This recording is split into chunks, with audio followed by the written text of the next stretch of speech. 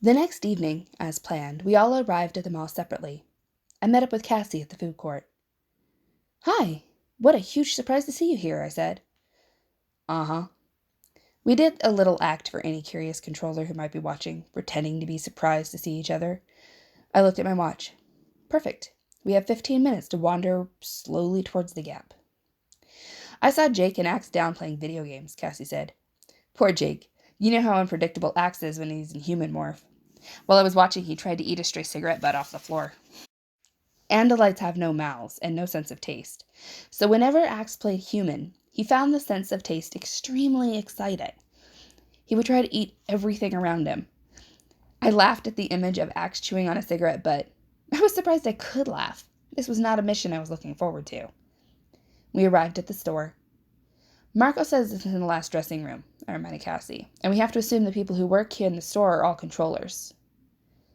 "Speaking of Marco, I wonder if he made it on time." "I'm sure he did," Cassie said. "He seems to be kind of into all this lately." "Yeah, what's that about?" I muttered. Cassie shrugged. "People change, I guess. I feel sorry for Tobias not being able to come along. It'll tear him up. On the other hand, I'm jealous." I nodded in agreement. I was feeling hyper again, jazzed, the way I usually did before we set out to do something dangerous. Only more so this time. I'll admit it, the York pool scared me. The idea of that awful place made me sick at heart, and now we were going back down there. "Time to go to the dressing room," I said. "Pick something out you want to try on." Cassie looked at me blankly. "Like what?" I rolled my eyes. Cassie cannot shop. She is shopping impaired. Just pretend you're me. Grab a sweater or something. I spotted Jake and Axe across the room. Axe's human morph is always a little surprising to see because it's a combination of DNA from Jake, Marco, Cassie, and me. He's a guy, but sort of pretty and with a definite hint of weirdness about him. I grabbed a sweater for Cassie and held it out for her. "Like I would ever wear that," she said. "It says dry clean only." We went to the next to the last dressing room and closed the door behind us. "Let's do this," I said tersely. We had all decided the best way to go was in cockroach morph. The last time we morphed into roaches, things had not gone well. But roaches were fast, and their senses were good enough to use for our purposes. Also, they might go unnoticed. I was not looking forward to doing the roach body again. I don't like becoming anything that can get stepped on. Besides, if you think looking at a cockroach is gross, try being one. I looked at Cassie and let out a yelp. 2 hugely long antennae were sprouting from her forehead. "Geez, you could have warned me you were starting." Morphing is not some neat, sensible process where you just gradually become something else. It's much weirder than that. Different changes happen at different times. Body parts appear suddenly, other parts disappear, and the sizes don't always match up till the end. The first change on Cassie was the sudden appearance of the antenna, which shot straight out of her forehead like 2 fishing poles. Then her skin started to get crispy looking. At the same time, we were both shrinking, which just feels like falling. I mean, you see walls shooting up higher and higher. You see the ground rushing up at you like you're a parachutist whose chute didn't open. Unfortunately, since it's a dressing room, there were mirrors on 2 sides. "Ha ha ha!" I cried, startled by the nauseating sight of the skin of my back melting into 2 huge, hard brown wings. Cassie was too far gone to say shh, but she held up one of her hands up to what was left of her lips. Just then, her extra legs came popping out of her stomach. I think I would have yelped again, except that I no longer had a mouth. I heard a slurping sound as the last of my bones dissolved, and I sagged into my exoskeleton. My clothing was piled around me in a huge collapsed tent. Human sight was gone now. What I could see was vague and muddy, and shattered into 1,000 pieces. But I'd had practice being a roach. I could make some sense of the roach's confusing way of seeing. And there were compensations. The antennae that had sprouted from my head were amazingly good at reading vibrations and smells. "You okay?" I asked Cassie. "I'm trapped into my own genes," she said. "No, wait, there, I'm out." "I see you," I said. "Yikes! Look out, there are pins all over the carpet." The straight pins were steel shafts that looked as big around as the crossbar of a swing set. The sharp ends didn't seem very sharp at this size, and the blunt ends were like big steel beach balls. "Okay, let's get this out of the way," I said. We scurried on our 6 legs over to a corner underneath a small triangular seat. Man, this roach brain really wants to run, Cassie said. Tell me about it, I agreed.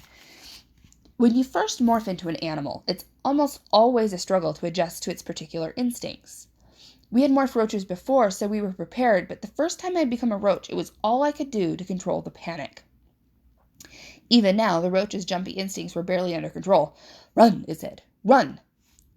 I heard loud crashing vibrations. Something huge moved over our heads. I couldn't see well enough to recognize him, but a few seconds later he began to morph down into our world. Who is that? I asked. Me, Marco. What, you don't recognize me? After that came Axe, who had to morph back into his Andalite body and then into a roach. Jake grabbed all the clothing we had shed, stuffed it into a bag, and took it away to store in one of the coin lockers out in the mall. Then he came back and morphed into his own cockroach form. His own outer clothing would be sacrificed, left in the dressing room. That would look strange, but not as strange as 5 separate sets of clothing.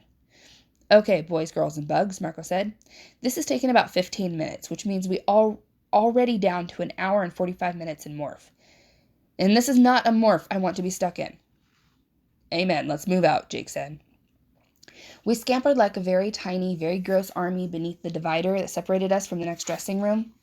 This was the dressing room Marco believed led to the yerk pool. We can hide up under the seat, I said. One of the cooler parts of being a roach is the ability to walk right up most walls. We shot up the wall and cowered beneath the roof formed by the little triangular seat. I rested, facing straight up on the wall. Tiny spines at the end of my legs gripped the small bumps of the painted wall. I could see 2 of the others just above me, parked like low-slung tobacco-brown cars. Their antennae waved around just as mine did, picking up scents, feeling vibrations. And then, quite suddenly, it happened. The door of the dressing room opened. A shape so tall it might as well have been a skyscraper came into the room. We have company, Marco announced. As if we hadn't noticed. As if our little roach brains weren't screaming at us, Run, run, run! Then I heard a soft snap. The mirror on the back wall of the dressing room swung open. I felt an assault of damp air, rich with a mineral scent. I had smelled that aroma before. Memories came rushing into my head. Memories I wish I could forget. Let's go, Jake yelled. We tore down the wall, hit the carpet, and blazed for the doorway. The feet of the controller were just ahead of us. Monstrous, building-sized shoes that lifted and swung ahead, disappearing from sight. In we went after the controller. The door closed behind us. We're in, Jake said.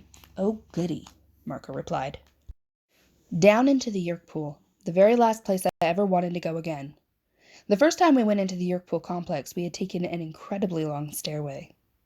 This time, it was more of a ramp. It wound downward at an easy angle, no worse than walking down a driveway, and to our roach bodies, which barely experienced gravity, it was like walking on level ground. Under our scampering feet, there was bare dirt, covered by footprints. We climbed in and out of depressions that seemed to be several feet deep by our cockroach standards. We let the controller pull away from us, even though we could have moved as fast as he was. No point in taking the risk of getting stepped on. It was dark all around, with only an occasional bare electric bulb, high overhead like some dim sun. Still, we wanted to be careful not to be seen.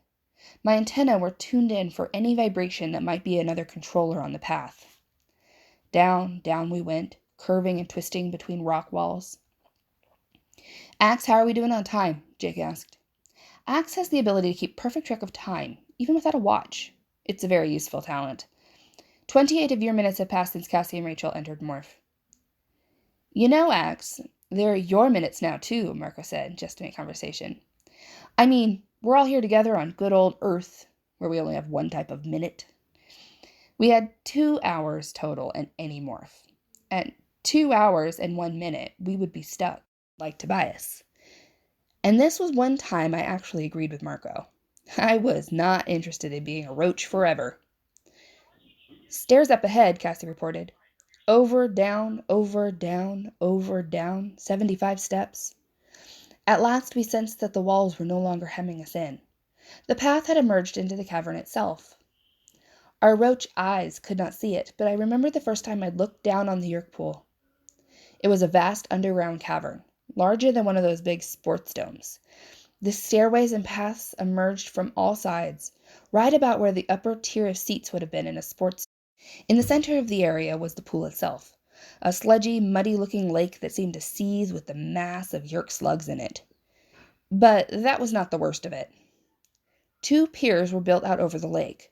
One was where the controllers, human, Taxon, Hork-Bajir, and other species, disgorged the yerks from their heads. Hork-Bajir guards would watch carefully as each controller knelt at the far end of the pier and held his head down close to the surface of the lake. The yerk slug would then slither out of the host's ear and drop with a flat splash into the lake. That's when you would discover whether the controller was a voluntary host or someone who had been taken against his will. See, the voluntary hosts, the ones who had chosen to turn themselves over to the yerks, would stand up and calmly walk away.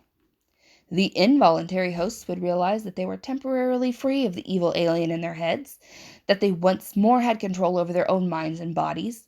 Some would scream, some would cry, many would beg to be released. A few would try to escape, but the Hork-Bajir were there to grab them and haul them to cages. And that's where they would await the moment when they would be taken to the second pier.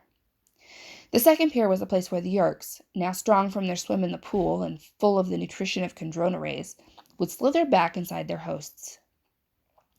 When I had nightmares about the yerk pool, and I had those nightmares a lot, it would always be about that second pier. The voluntary hosts would kneel and receive the yerks back into their brains. The involuntaries would struggle. They would fight, curse. Some would dare the Hork-Bajir to kill them. We were on a ramp again. No one had said anything for a while as we still raced lower and lower, deeper and deeper, closer and closer. That memory was on all of our minds. All except Axe, who had not been there. I wish I could see more clearly, Axe said. I wish I could see all that is going on. No, you don't, I told him.